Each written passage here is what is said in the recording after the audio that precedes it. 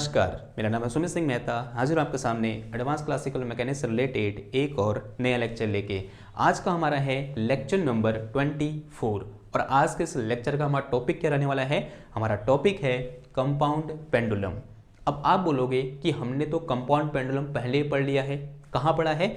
Wave and oscillation वाली lecture series में।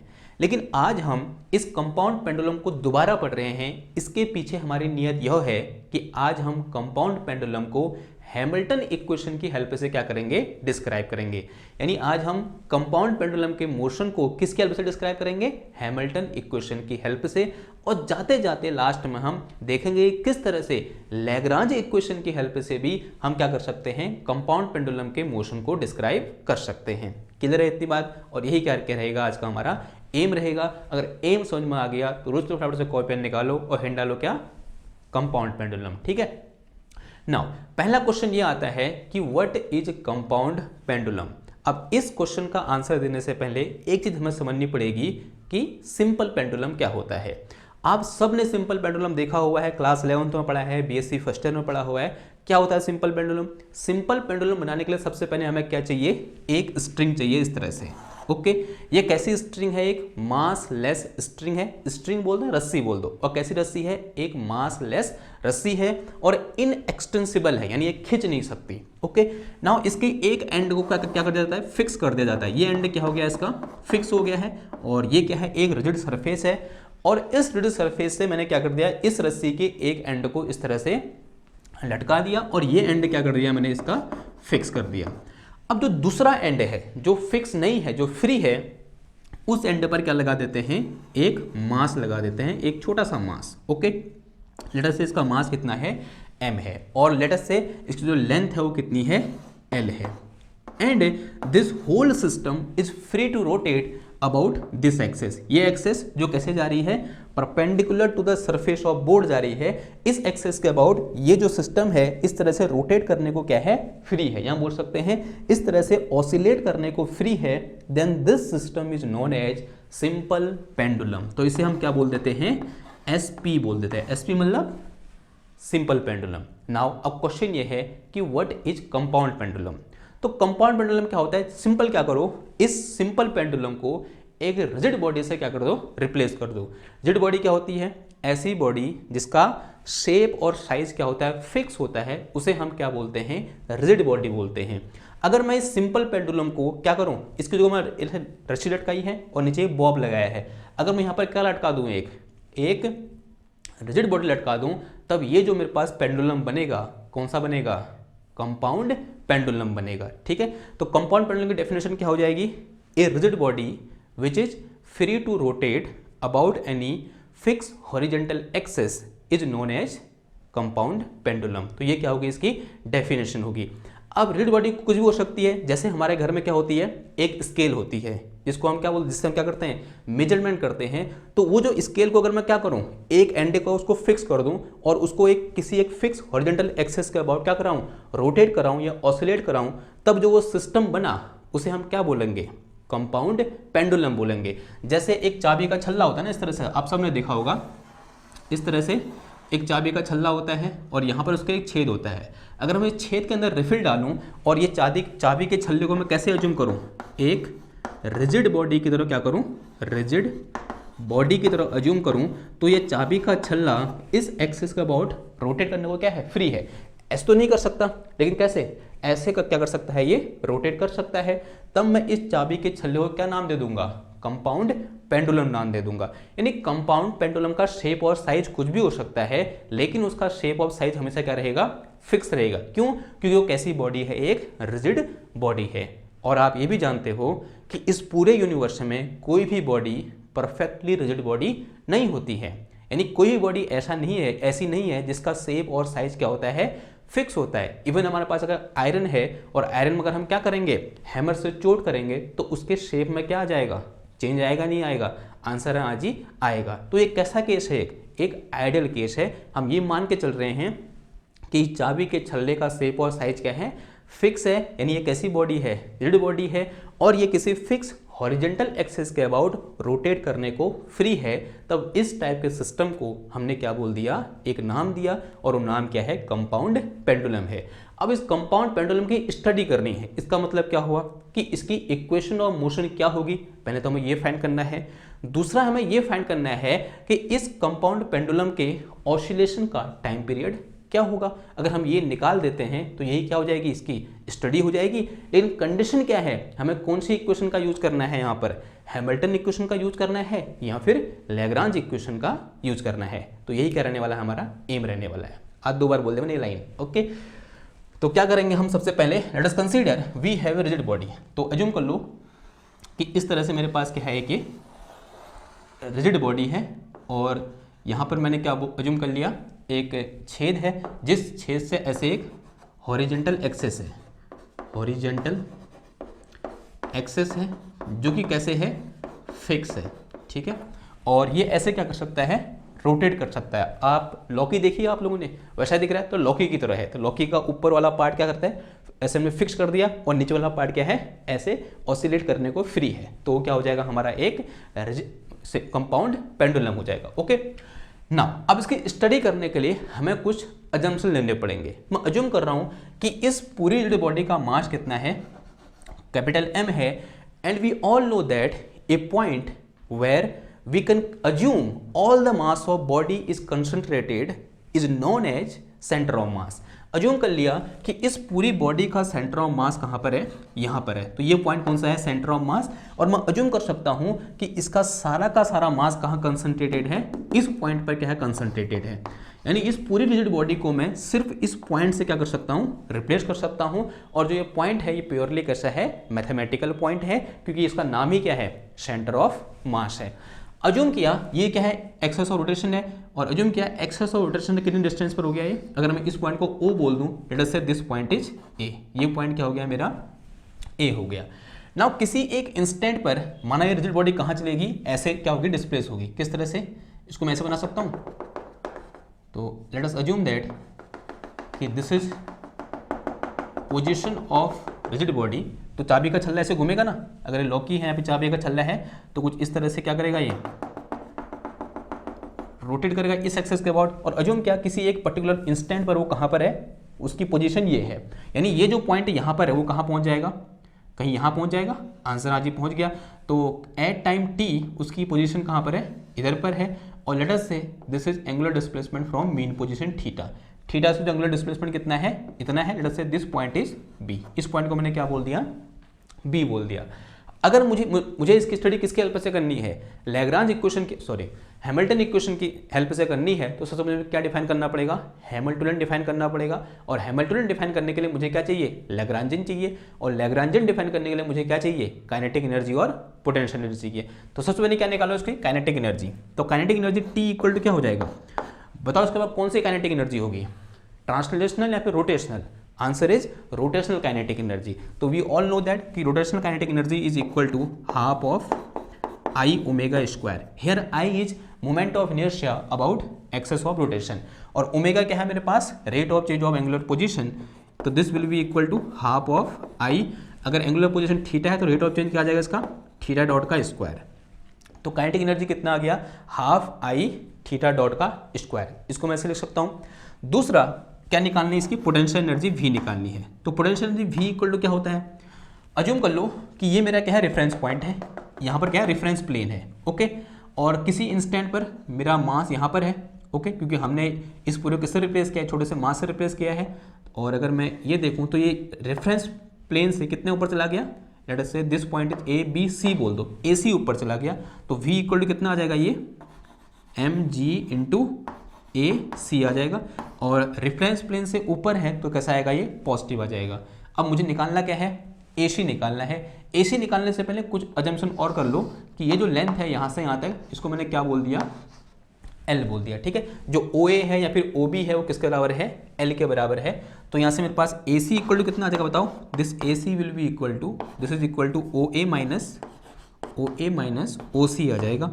और OA की वैल्यू कितनी है, L है, और माइनस का OC की वैल्यू, अगर आप यहाँ पर राइट एंगल ट्रायंगल है ये 90 डिग्री का होगा, और इस राइट एंगल ट्रायंगल में कॉस्ट लगाओगे तो यहाँ से OC इक्वल टू कितना आ जाएगा, ये L cos थीटा आ जाएगा।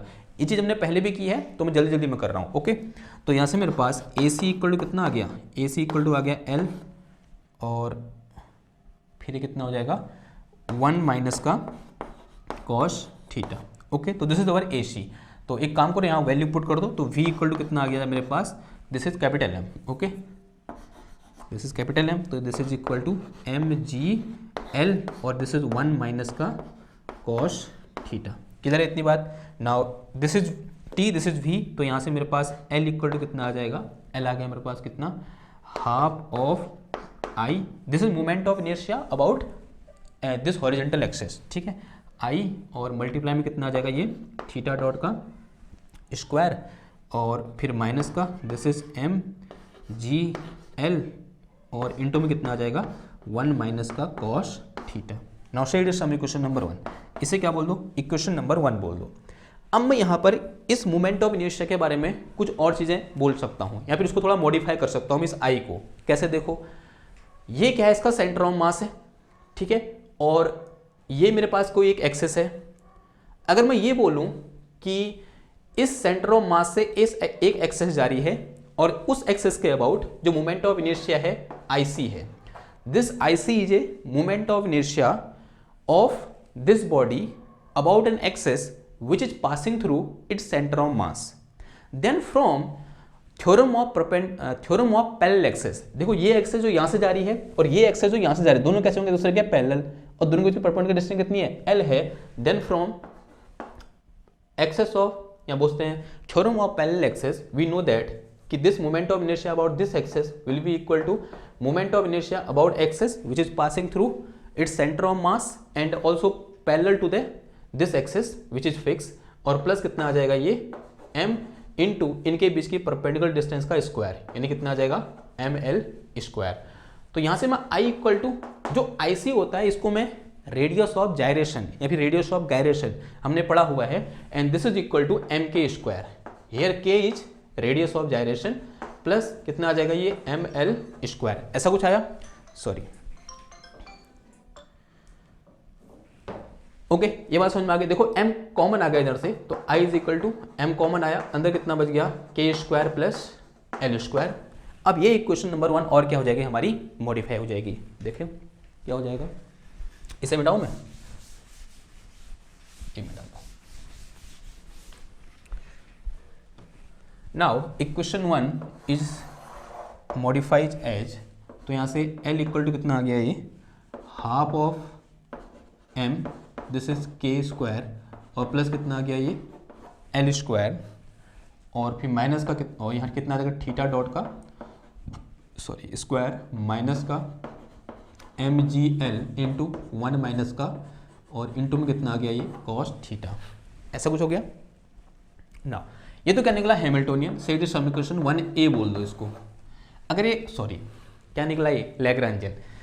लैग्रांजियन निकल गया। अब क्या निकालो, generalise momentum P theta, this will be is equal to partial L upon partial theta dot, and this is equal to, करो इसको डिफरेंट पार्शियल डेरिवेटिव निकालो तो with respect to theta dot कितना आ गया, ये हाफ ऑफ, देखो 2 cancel हो जाएगा, और ये कितना आ गया m, this is K square plus L square, और मल्टीप्लाई में कितना आ गया थीटा डॉट आ गया। This is our P theta.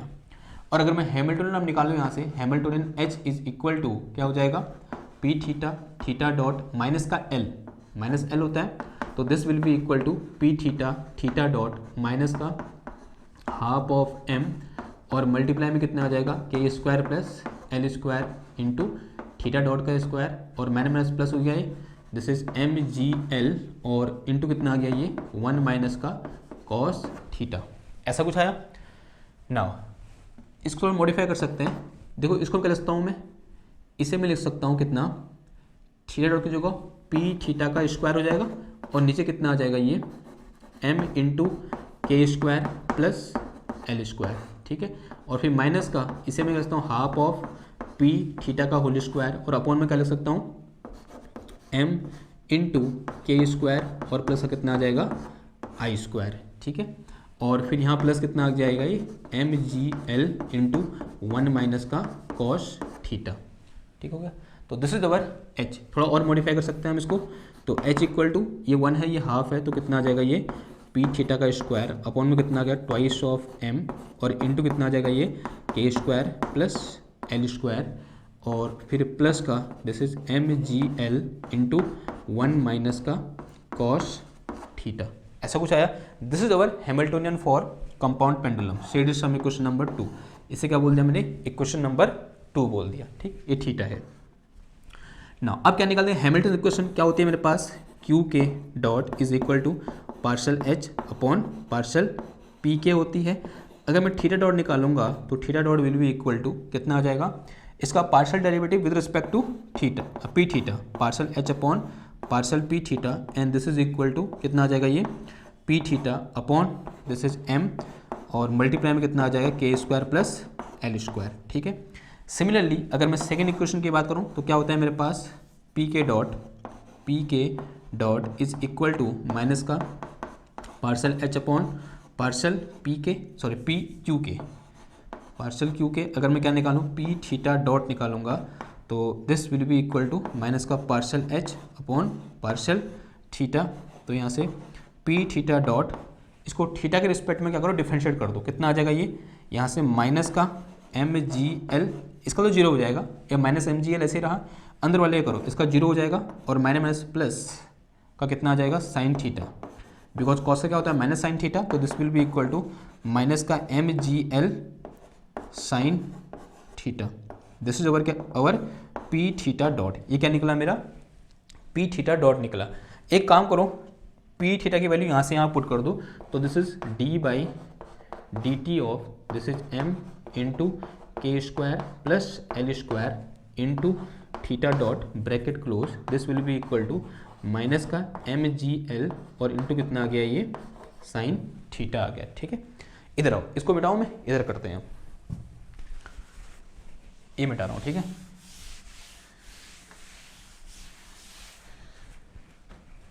देखो यहाँ से क्या आ जाएगा, देखो ये चीज़ कांस्टेंट है, बाहर आ जाएगा, और अंदर कितना बच जाएगा ये m, तो ऐसे बाहर आया capital M into k square plus L square, theta dot है क्या हो जाएगा थीटा डबल डॉट हो जाएगा, ठीक है, और माइनस प्लस हो जाएगा जब इधर आएगा, सॉरी माइनस इधर आएगा प्लस हो जाएगा, ठीक है, माइनस प्लस नहीं, और ये कितना है देखो एम जी एल प्लस एम है, ठीक है उधर, और into sine theta, and this will be equal to zero. देखो एम एम कैंसिल हो जाएंगे, नहीं बाहर कॉमन आएंगे, फिर जीरो हो जाएंगे उधर, फिर यहाँ से मेरे पास theta double dot is equal to कितना आ जाएगा ये, सॉरी प्लस का जी एल अपॉन कितना आया दिस इज के स्क्वायर, और प्लस कितना आ गया L square, and this one is sine theta, this is equal to zero, and this is equation of motion for simple, sorry for compound pendulum. तो compound pendulum के लिए equation of motion क्या निकल के आई, ये निकल के आ गई। क्लियर है बात, ओके। अगर इतनी बात क्लियर है, नाउ इसको थोड़ा और मॉडिफाई कर सकते हैं हम। अगर मैं ये बोलूँ for small oscillation, for small oscillation, तो स्मॉल ऑसिलेशन के लिए मेरे पास जो साइन थीटा होगा, theta is very very small, theta is very very small, for this case sine theta is approx equal to theta, तो this equation modify as theta double dot और plus कितना आ जाएगा ये जी एल अपॉन में कितना आया के स्क्वायर और plus L square, and this is theta, this will be equal to zero. इस इक्वेशन को मैं ऐसे लिख सकता हूँ, this is theta double dot plus omega square into theta is equal to zero. Compare कर दो इसको, अगर मैं यहाँ पर क्या निकालूँ ओमेगा स्क्वायर निकालूंगा तो this will be equal to G L upon में कितना आ गया ये दिस इज के स्क्वायर और प्लस एल स्क्वायर, और ओमेगा इक्वल टू कितना आ जाएगा under root of G L और अपॉन कितना आ गया के स्क्वायर प्लस एल स्क्वायर, और ये 2 पाई बाई टी होता है ना, तो टी इक्वल टू कितना आ जाएगा यहाँ से 2 पाई अंडर रूट ऑफ, ये आ गया मेरे पास कितना के स्क्वायर प्लस एल स्क्वायर, और अपॉन में कितना आ गया जी एल आ गया, अपॉन में जी एल आ गया। एक काम करो, यहाँ m से मल्टीप्लाई कर दो, यहाँ भी और यहाँ भी m से मल्टीप्लाई किया, और जो ऊपर टर्म है वो क्या है i है, ठीक है i है ना, हाँ जी है। तो यहाँ से मेरे पास देखो क्या निकल के आ गया t is equal to 2 pi under root of i upon M L G, mgl। तो this is our time period. Okay, और हमने किसकी हेल्प से निकाला, ये हैमिल्टन इक्वेशन की हेल्प से निकाला। ओके ना, अब हम क्या करेंगे, लैग्रांज इक्वेशन का यूज करेंगे और सेम चीज क्या करेंगे, डिफाइन करेंगे। ओके, क्यों कर रही है बार बार ये सब चीजें, ताकि हम समझें कि हाँ जो चीज हमने एडवांस क्लासिकल मैकेनिक्स में पढ़ रखी है वो कितनी खूबसूरत है, उससे हम वो सारी प्रॉब्लम कर सकते हैं जो हमने कहाँ क्लास 11th में 12th में, क्लास 11th में और बीएससी फर्स्ट ईयर में किसकी हेल्प से की थी, न्यूटोनियन मैकेनिक्स की हेल्प से की थी या फिर न्यूटन्स के लॉ की हेल्प से की थी। और लैग्रांज और हैमिल्टनियन में ऐसी ताकत है और बल्कि उससे बेहतर ताकत है। ओके, तो देखो कैसे करेंगे आप, लैग्रांज इक्वेशन का यूज करो। तो उसके लिए मुझे क्या चाहिए, एल चाहिए, और एल वो दिया हुआ है, और लैग्रांज इक्वेशन चाहिए, ये मिटा दो ना मैं, ठीक है, हो गया होगा ये।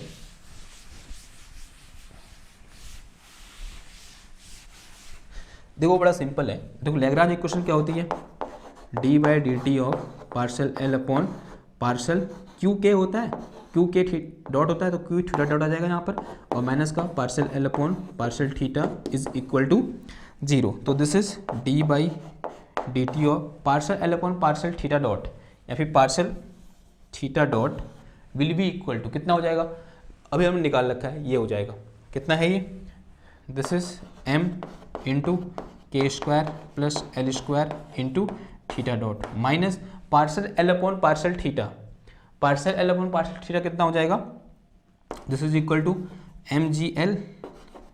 तो ऐसे रहा, इसका 0 हो जाएगा ना, तो क्या बचा mgl और इसका 0 हो जाएगा, मैंने माइनस प्लस का sine theta, this is equal to 0। ऐसा करो, ये m k square plus L square theta double dot हो जाएगा, और माइनस का, एक मिनट, यहाँ माइनस होता है प्लस होता है,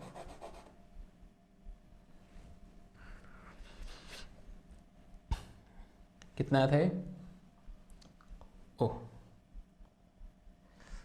यहाँ माइनस होता है लेकिन वहाँ भी माइनस है ना, तो ये प्लस हो जाएगा, ये वाला माइनस और ये माइनस प्लस, ठीक है, ये वाला माइनस और ये जो माइनस आया, ये माइनस वाला, ये माइनस प्लस हो गया किससे, साइन वाले से, ठीक है, और प्लस का कितना आ जाएगा, ये mgl इंटू साइन थीटा, ये तो हमने भी निकाली थी उसकी हेल्प से, किसकी हेल्प से, हैमिल्टन इक्वेशन की हेल्प से, और वही हमने किसकी हेल्प से निकाल दी, लैग्रांज इक्वेशन की हेल्प से। ठीक है, तो जो चीज़ हम लैग्रांज इक्वेशन की हेल्प से कर पा रहे हैं वही चीज़ हम किसकी हेल्प से कर पा रहे हैं, हैमिल्टन इक्वेशन की हेल्प से कर पा रहे हैं। क्लियर है बात इतनी, ओके। अगर इतनी बात क्लियर है तो ये क्या था आज का हमारा एक छोटा सा लेक्चर था। इस लेक्चर को अलग से पढ़ना इसलिए जरूरी था, अगर मैं इसको खाली क्वेश्चन के बीच में डाल सकता था, वैसे मैं कल ही करा सकता था, कल हमने 4-5 क्वेश्चन किए हैं हैमिल्टन इक्वेशन से रिलेटेड और आगे हम करेंगे अभी, लेकिन इसके लिए मैंने अलग से लेक्चर इसलिए बनाया क्योंकि ये क्या है, एक अच्छा टॉपिक है और ये अलग से आपको पता होना चाहिए कि कंपाउंड पेंडुलम को हम किस तरह से डिस्क्राइब कर सकते हैं by the help of Hamilton equation. Okay, अब नेक्स्ट लेक्चर में हम और क्वेश्चन और करेंगे, जो क्वेश्चन की सीरीज है हमारी चल रही है उसको कंटिन्यू रखेंगे, फिर उसके बाद हम बात करेंगे कहाँ, मतलब जो भी आगे आएगा टॉपिक उसके बारे में बात करेंगे, लेकिन फिलहाल के लिए हम किस पर फोकस कर रहे हैं, अपना हैमिल्टन इक्वेशन से रिलेटेड न्यूमेरिकल पर या फिर उससे रिलेटेड क्वेश्चन पर फोकस कर रहे हैं। ओके, तो मैं मिलता हूँ आपसे नेक्स्ट क्लास में एक और नए टॉपिक के साथ, तब तक के लिए थैंक यू, धन्यवाद, बाय बाय।